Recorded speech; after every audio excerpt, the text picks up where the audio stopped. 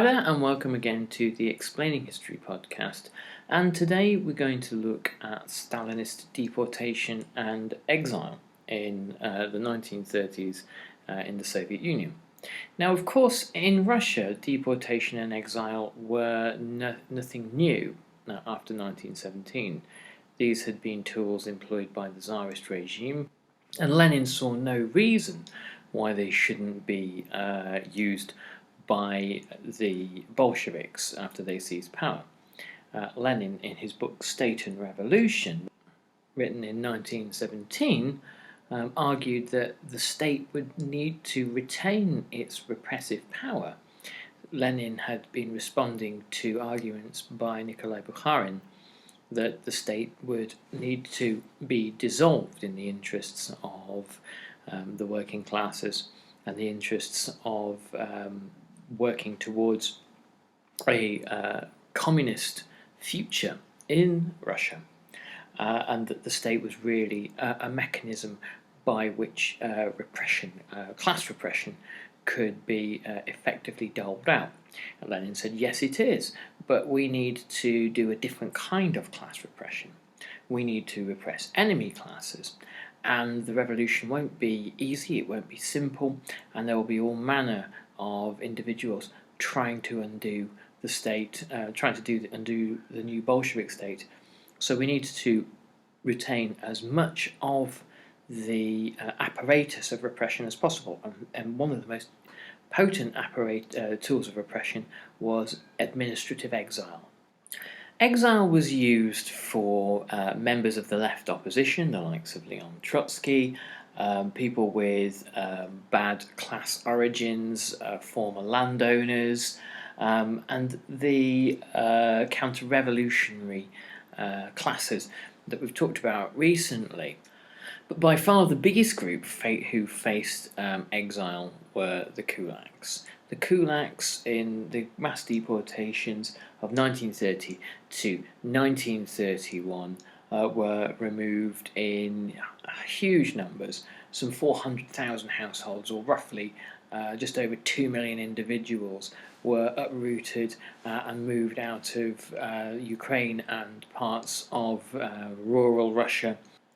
But as ever, defining who the Kulaks were and who should be identified and targeted for removal was quite difficult. Well, it was quite difficult if you cared enough about actually arresting the right people. In the arbitrary way that it was actually carried out, it wasn't much of an issue at all for the Soviet regime. The Kulaks were regarded by the regime as class exploiters in the countryside. They had been the product of Stolypin's land reforms in the first decade of the 20th century, and they were often the product of their wealth was often the product of better education, of better understandings of farming practices, harder work, and less drinking. Now, to refer to it as wealth as well is to rather misunderstand the situation. Rarely did Kulaks stand out in a village as being significantly wealthy. There were those who were mildly more prosperous than their neighbours and had a bit more land. Those who had managed to acquire land during the revolution by seizing landlord estates were waiting during the era of the provisional government and also the era of the Bolsheviks for the government to give the nod to authorise, to make legal this land acquisition, because they were well aware that in the past, when lands have been seized, they can always be handed back to the landowners. So the Kulaks were often not the reviled figures in the villages that the regime tried to present them as, but often highly useful people to know, people who could lend money, who could supply work, people who had surpluses of food in times of dearth, and people who simply represented part of the kind of the village ecosystem. There was a great deal of political capital, the Bolsheviks knew, in appealing to the poor peasants in villages and whipping up hatred against the kulaks. And there was an attempt to really create a kind of a grassroots movement against the kulaks during the period of the Great Famines. So the added complication was that often the person who was the kulak in the village changed. People's fortunes differed. Some families became wealthier, some became poorer, particularly as a result of the revolution. In 1929, Stalin commences the Decolonization campaign, where he called for the liquidization of the kulaks as a class. Now today, of course, we're looking at Sheila Fitzpatrick and everyday Stalinism. She writes, peasants identified as kulaks were stripped of their land, animals and equipment and evicted from their homes. Many of the victims were deported to distant regions of the country by the OGPU. Formal criteria rarely counted for anything. What mattered was who local officials and the incoming collectivization activists thought was a kulak. The activists would come from towns and cities and be party members. It was who they assumed was a kulak. Often this meant prosperous peasants, especially those who had been village leaders not particularly well disposed towards Soviet power, but troublemakers of all kinds were also greatly at risk. Someone who was unpopular in the village for whatever reason might find himself branded a kulak. Where villages were ethnically or religiously divided, for example, between Russians and Ukrainians or Orthodox and Old Believers, one ethnic or religious group might manage to pin the kulak label on the other. So often when repressive state power meets the complexities of social relations, that power can be subverted, abused, manipulated and co-opted by individuals to their own ends. As we've seen in looking at Nazi Germany and the Soviet Union, denunciations often served private purposes. Wives getting rid of errant husbands and people taking revenge for slights in the workplace with terrifying consequences. So the kulak label was a powerful weapon to wield against people that a Russian peasant didn't like. Sheila Fitzpatrick points out that even communists were uneasy with the growth in the category of kulak during dekulakization. It was unsystematic. There were far more people being dumped into the title of kulak than could possibly actually justifiably have been kulaks based on Bolshevik logic alone. And the new categories began to be made, such as kulak's hireling, which described a person who deserved a kulak's fate, but couldn't quite be referred to as a kulak in economic terms. When dekulakization had taken place, when people were removed from their kulak status, they had their wealth taken from them, they had their status taken from them and their citizenship, the word kulak was not taken. It was something that would follow them around for the rest of their lives. They would be referred to as a former kulak. And this term was something that aroused suspicion and animosity in party members and Soviet citizens in general. It had become easier to identify kulaks by giving them this title, those that had been through the process of being accused of being kulaks and then having their wealth appropriated from them. In another way, it was more difficult because many peasants potentially in the kulak group had run away rather than wait to be arrested. So those who were identified, those who had been arrested and had been deported and had been labelled as kulaks and had been then labelled as former kulaks, they could be identified and stigmatised for life. But the process of dekulakization made so many peasants try to escape their fate and try to run away and hide, that actually identifying those was highly difficult.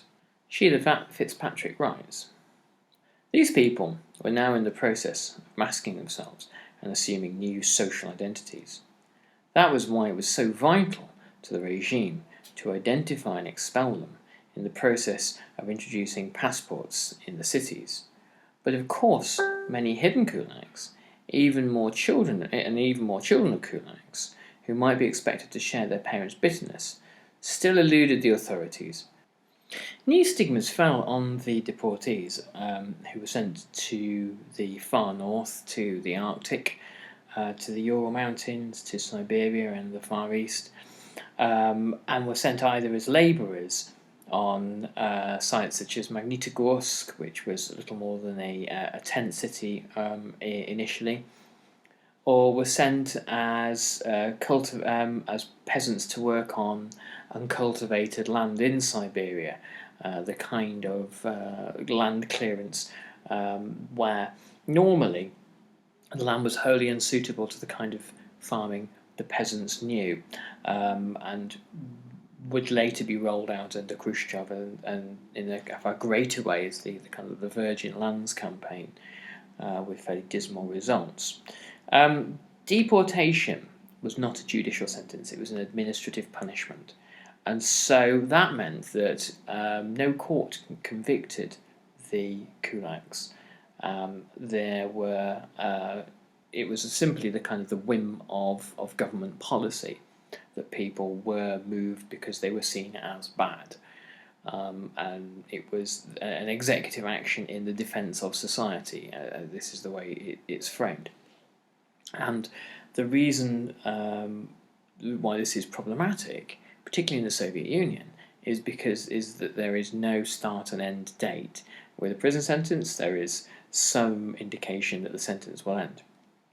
Though in point of fact, the Soviet prison system and the Gulag system during the 1920s and 30s is so chaotic, there are some prisoners who their release dates are simply forgotten, and they are set to work permanently.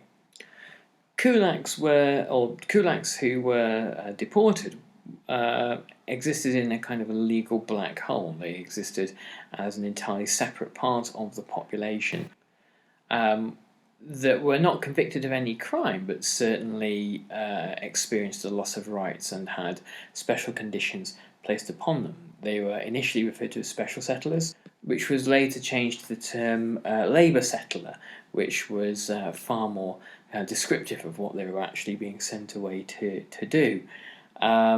In a couple of years, the Kulaks were joined by other groups who had been released from the Gulag. They had served their sentence in the Gulag, and that they were not allowed to return home.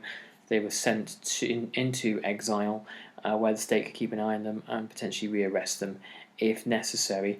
These were often former enemy classes, former landlords, capitalist business owners from prior to the revolution, and who the OGPU did not wish to return to their hometowns. In a way, one of the key reasons for that was to control knowledge of the Gulag, to keep those who had experienced it in one place and as far away from the mainstream of Russian society as possible. The term of exile had no limitation. There was some confusion about what the regime actually intended on this. The regime itself didn't quite know about how long the Kulaks should be sent away. Deportees were not issued with passports when internal passports are introduced.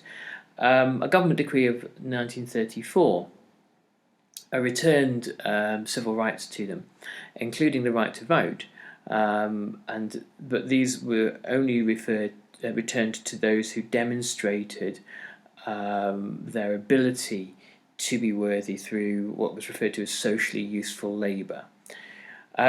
Civil rights included normally the right to mobility, but in January 1935, at the request of Yagoda, the head of the NKVD, Stalin refused to grant this to the deported Kulaks.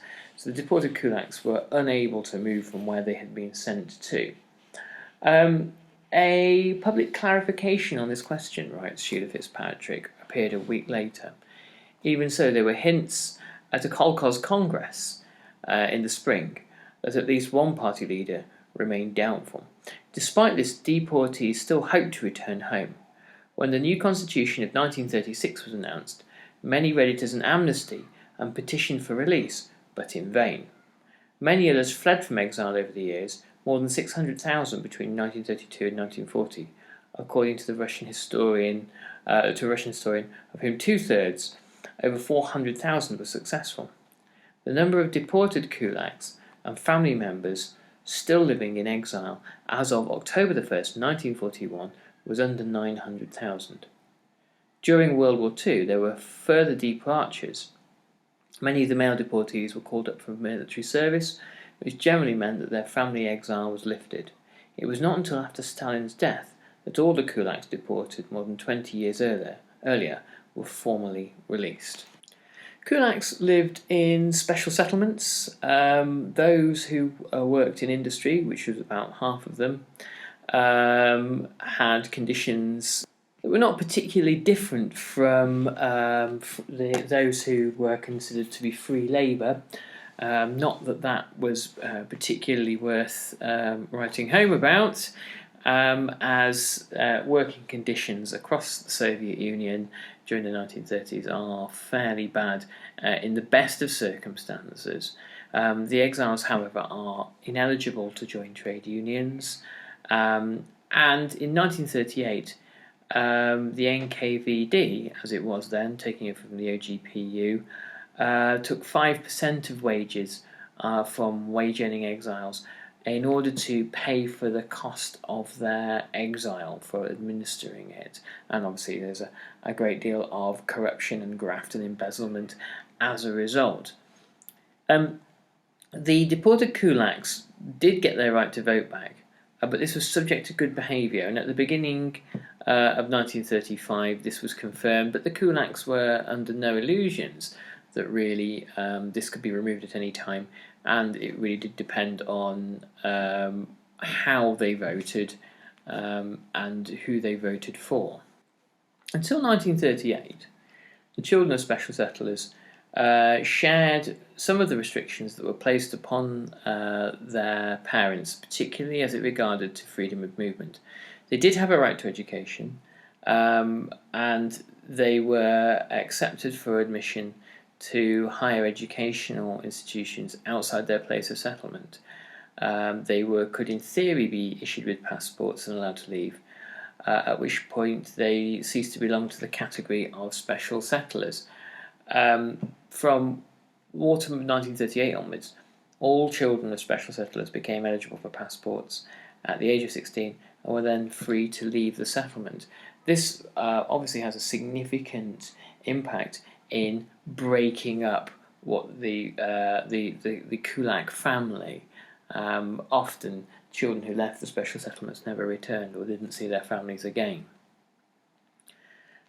As we know, the majority of special settlers who were deported were Kulaks, but there were other collective deportations, but on a smaller scale. The ethnic deportations that began in the middle of the 1930s and the Leningrad deportations that followed the murder of Kirov in December 1934 are two particular examples of that.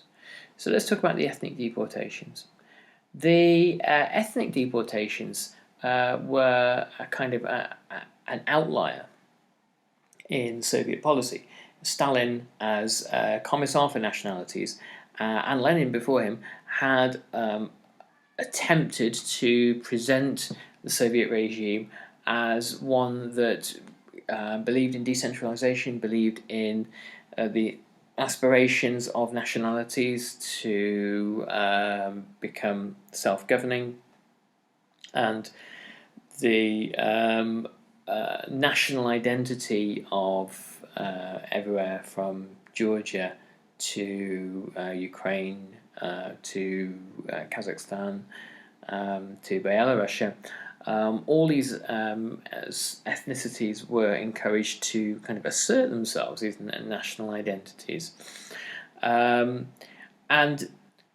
the diaspora peoples of the Soviet Union, the Finns, the Koreans, were treated as prime targets for deportation, highly suspect in the eyes of Stalin, and were far more likely to face transportation in order to actually break up national identity, to break up ethnic unity, to break up ethnic cohesion and national politics. They were transported in much the same way as the Kulaks were and resettled in the interior. Ethnic deportations foreshadowed more high-profile ones during the war, such as the Volga Germans or the Chechens, and the deportations were largely unpublicized within the Soviet Union, but the practice of ethnic deportation was known well enough, at least in the Leningrad region, and this is from Fitzpatrick, for a man with a Finnish name to refuse to respond to a census taker in 1939 with the comment, "I know why you were taking a census of the population. This is done in order to find out the Finns from the Estonians and then deport them." Following the assassination of Kirov in 1934, the majority of those arrested and deported were the former people, the former aristocracy, the former bourgeoisie, the former Tsarist administrators who had survived the revolution and managed to hang on in Leningrad bit by bit. It was used as a great opportunity to round up all those who hadn't already been caught by the dragnet of totalitarian power in the Soviet Union and deport them. Fitzpatrick writes, both these categories were held to have some responsibility for the murder. Indeed, a number of oppositionists were executed for the crime, including Zinoviev and Kamenev in the first Moscow trials of 1936, although there is no concrete evidence of their involvement, and it is even possible that the timing of the deportations was partly coincidental. The decision to send 2,000 former communists from Leningrad into provincial exile was presented in internal documents as an outcome of the recent party purge. The exile of over 1,000 Leningrad former people was described in a brief official announcement as a punishment for violating residence regulations and the passport law. The popular conclusion of the action, however, was that it was a case of rounding up the usual suspects after Kirov's murder. It was even rumoured that the NKVD had compiled its list from the Leningrad City Directory, in whose pre-revolutionary volumes well-born citizens had habitually identified themselves by estate and service rank. She concludes by saying, among those expelled from Leningrad were former Baron Tippolt, who had got himself a job in an industrial meal service as an accountant, General Tufasev, who was a teacher of geography, and former police chief Komendatov, who was a technician at a factory, and General Spassky, who was a cigarette seller in a kiosk. But some less exalted individuals got pulled into the net, like the man who'd worked as a scribe in the Tsarist Ministry of Justice, whose deportation order was cancelled only after 4 years petitioning. So the use of deportation as a tool, which was used to target particular political dissidents under the Tsarist regime, becomes a mass social tool, a way of the regime waging class warfare against the Kulaks, and also socially cleansing, socially purging cities like Leningrad, and of waging warfare against what Stalin viewed as kind of dangerous revisionist ethnic separatism. Okay, thanks very much for listening, and I'll catch you on the next Explaining History podcast. Do pop by our Patreon page if you can help fund the podcast. Obviously, we're reliant on a trickle of ad revenue and the generosity of our listeners. Thanks so much, and I'll catch you on the next Explaining History podcast. All the best. Bye bye.